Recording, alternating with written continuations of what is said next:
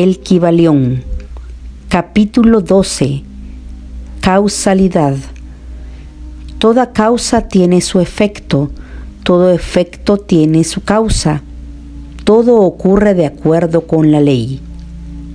Azar no es más que el nombre que se le da a la ley no reconocida. Hay muchos planos de causalidad, pero ninguno escapa a la ley. El Kybalión.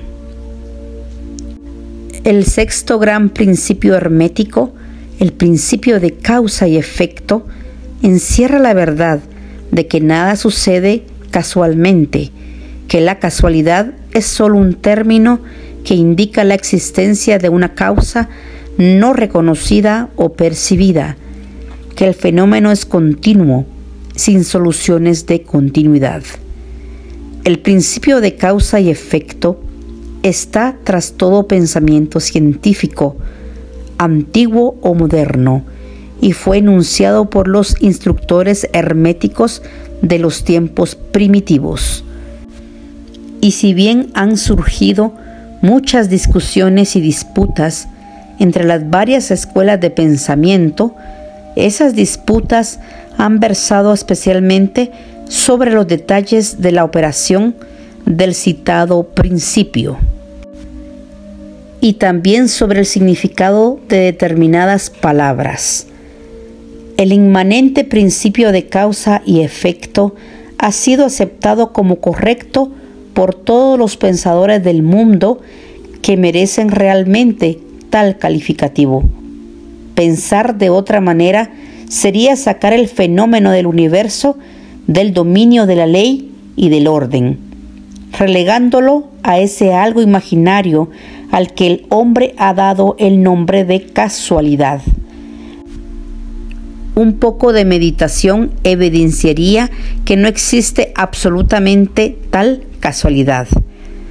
Webster define la palabra casualidad diciendo que es un supuesto agente o modo de actividad diferente de una fuerza, ley o propósito, la operación o actividad de dicho agente, el efecto supuesto de tal agente, un suceso, una cosa fortuita, una casualidad, etc. Pero un poco de meditación demostrará que no puede existir dicho agente casual, en el sentido de algo externo y fuera de la ley, algo aparte de la causa y del efecto. ¿Cómo podría existir algo actuando en el universo fenomenal, independiente de las leyes, del orden y de la continuidad del último? Tal agente sería algo completamente independiente del tren coordinado del universo y por consiguiente sería superior a él. No podemos imaginar nada fuera del todo, más allá de la ley, y esto porque el todo es precisamente la ley en sí mismo. No hay sitio en el universo para nada externo o independiente de la ley. La existencia de algo semejante convertiría a todas las leyes naturales en inefectivas y sumergiría al universo todo en el desorden más caótico. Un examen cuidadoso demostrará que lo que llamamos casualidad es meramente una expresión concerniente a causas oscuras, causas que no podemos percibir, causas que no podemos comprender.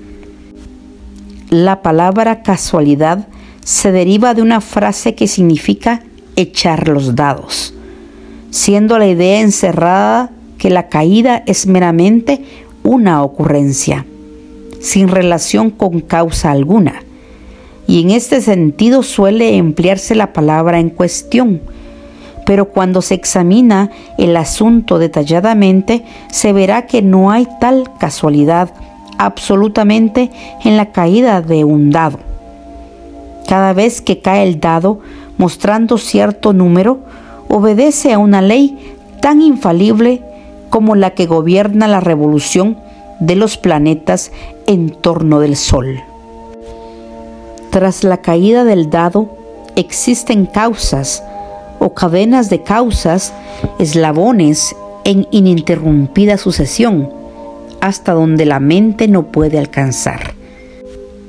La posición del dado en la caja, la suma de energía muscular empleada al arrojarlo, el estado de la mesa, etc., son otras tantas causas cuyo efecto puede verse.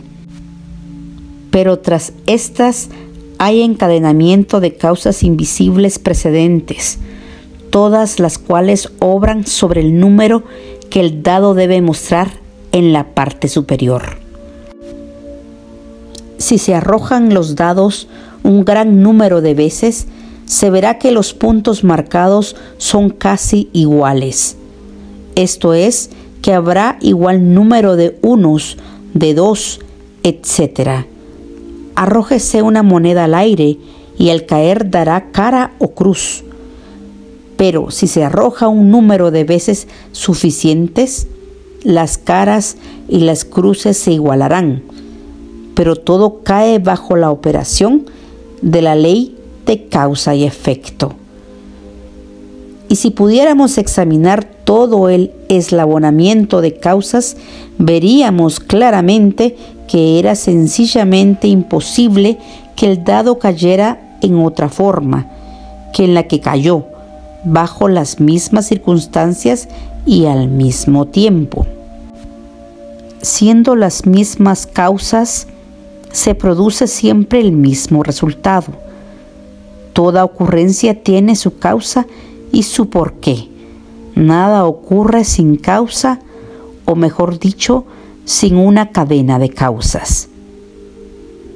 Al considerar este principio, muchos se quedan confusos porque no pueden explicar cómo una cosa puede ser causa de otra, esto es, ser la primera creadora de la segunda.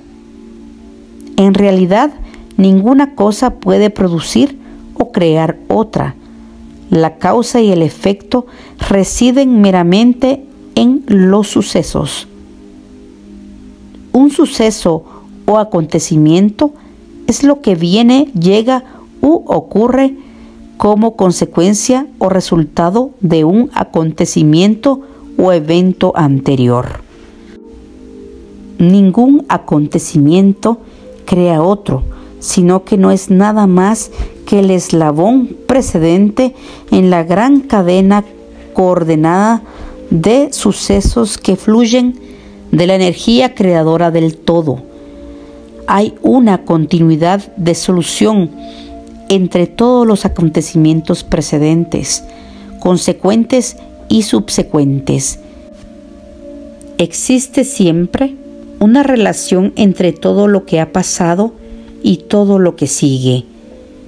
Una piedra se desprende de la montaña y se aplasta contra el tejado de una granja situada en el valle vecino. A primera vista parece obra de la casualidad, pero si se examina la materia se encontrará una gran cadena de causas tras ese acontecimiento. En primer lugar estaba la lluvia que ablandó la tierra que sostenía a la piedra, permitiéndole así caer. Antes de esa causa estaba la influencia precedente del sol y de otras lluvias, las que gradualmente fueron desintegrando la piedra de la roca. Antes aún estaban las causas que contribuyeron o produjeron la formación de la montaña y su elevación sucesiva por medio de las convulsiones de la naturaleza, y así ad infinitum. Además, podemos revisar las causas de la lluvia, podemos considerar la existencia del tejado.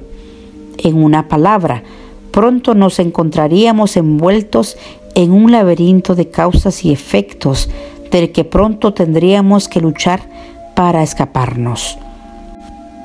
Así como un hombre tiene 2 padres y 4 abuelos y 8 bisabuelos y 16 tatarabuelos, y así sucesivamente, de manera que al cabo de 40 generaciones se calcula el número de antecesores en muchos millones.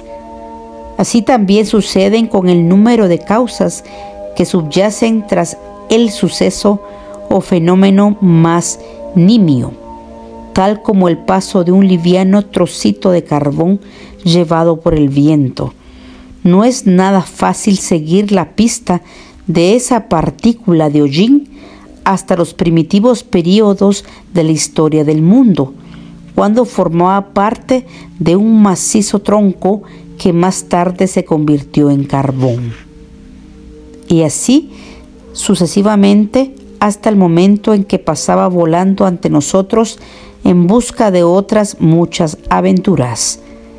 Y una poderosísima cadena de acontecimientos, de causas y efectos, la llevó hasta su actual condición, y esta no es más que uno de los tantos sucesos de la cadena, que seguirán produciendo más y más eventos durante centenares y centenares de años a contar desde ahora.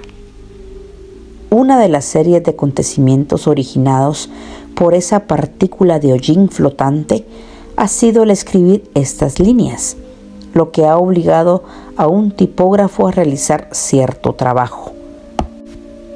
Esto despertará en vuestras mentes ciertos pensamientos, así como en las de los demás, los que a su vez afectarán a otros, y así sucesivamente, hasta donde la mente no puede alcanzar, y todo por el simplismo vuelito de una partícula de hollín, todo lo cual muestra la relatividad y asociación de las cosas y la deducción consciente de que nada hay grande ni pequeño en la mente, que todo lo creó.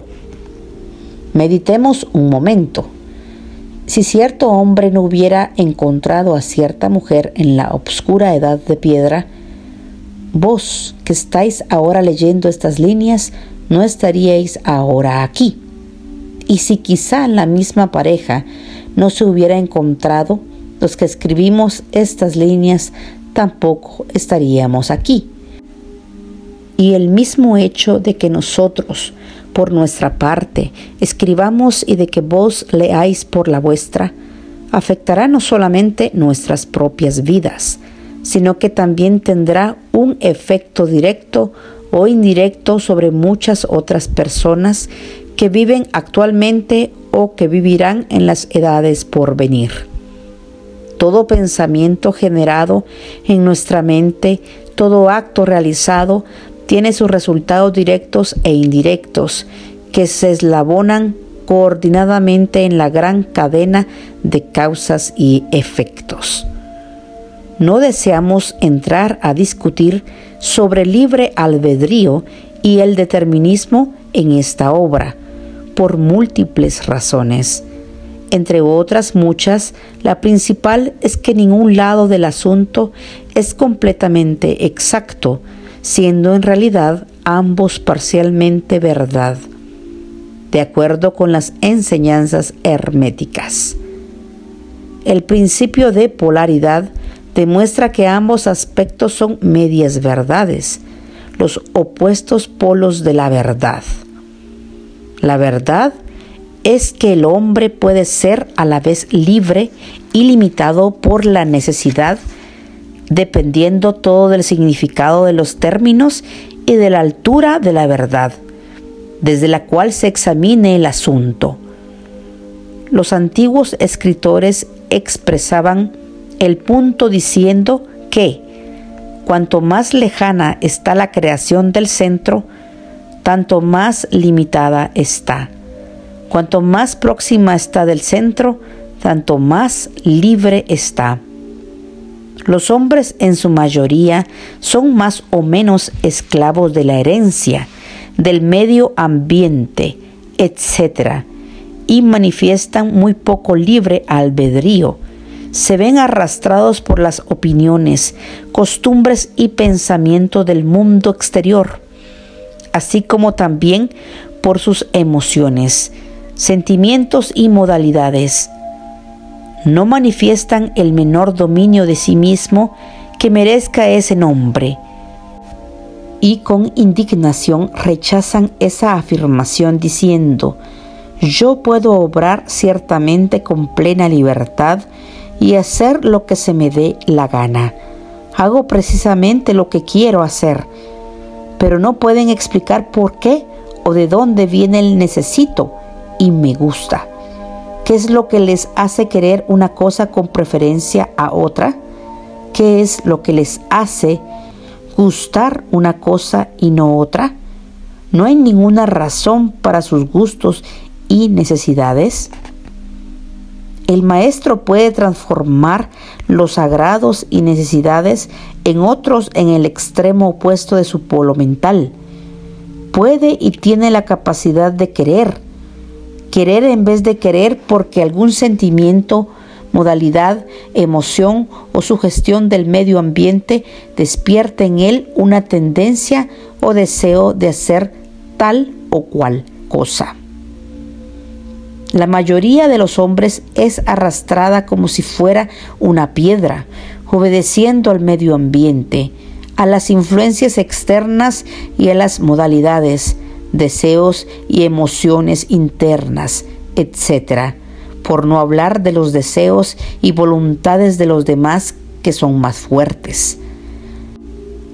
La herencia, el medio ambiente y las sugestiones los arrastran sin la menor resistencia por su parte, sin que ejerciten en modo alguno su voluntad, movidos como las fichas en el tablero de ajedrez de la vida.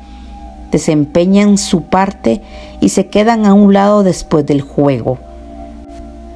Pero los maestros que conocen las reglas del juego se elevan por encima del plano de la vida material y, colocándose en contacto con los poderes superiores de sus naturalezas, dominan sus propias modalidades, caracteres, cualidades y polaridades, así como el medio ambiente que los rodee, haciéndose en esta forma directores del juego en vez de meras fichas, causas en vez de efectos.